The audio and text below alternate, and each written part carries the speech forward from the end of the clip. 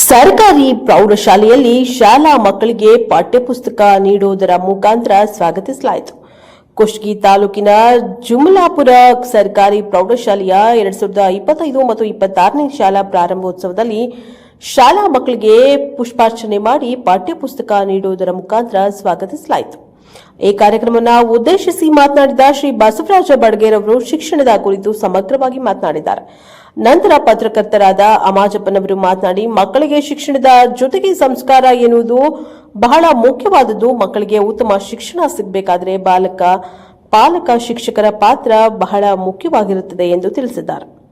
ವೇದಿಕೆಯಲ್ಲಿ ಉಪಸ್ಥಿತರಿದ್ದ ಗಣ್ಯರಿಂದ ಪಠ್ಯಪುಸ್ತಕ ವಿತರಣೆ ಹಾಗೂ ಮಕ್ಕಳಿಗೆ ಸಿಹಿ ಊಟವನ್ನು ಕೊಡುವುದರ ಮುಖಾಂತರ ಕಾರ್ಯಕ್ರಮವನ್ನು ವಿಜೃಂಭಣೆಯಿಂದ ನೆರವೇರಿಸಲಾಯಿತು. ಮುಖ್ಯ ಅತಿಥಿಗಳಾಗಿ ಶ್ರೀ ಮೂರಡಬಸಪ್ಪ ಬನ್ನೆಟ್ಟಿ, ನಾಗರಾಜ್ ನಾಯಕ್ ವಹಿಸಿದ್ರು. ಅಧ್ಯಕ್ಷತೆಯನ್ನ ಮುಖ್ಯ ಗುರುಗಳಾದ ದೊಡ್ಡಬಸಪ್ಪ ಶಿವನಗುತ್ತಿ ವಹಿಸಿದ್ರೆ ನಿರೂಪಣೆಯನ್ನ ಹಿರಿಯ ಶಿಕ್ಷಕಿಯಾದ ಅಕ್ಕಮ್ಮರವರು ನಿರೂಪಿಸಿದ್ದಾರೆ.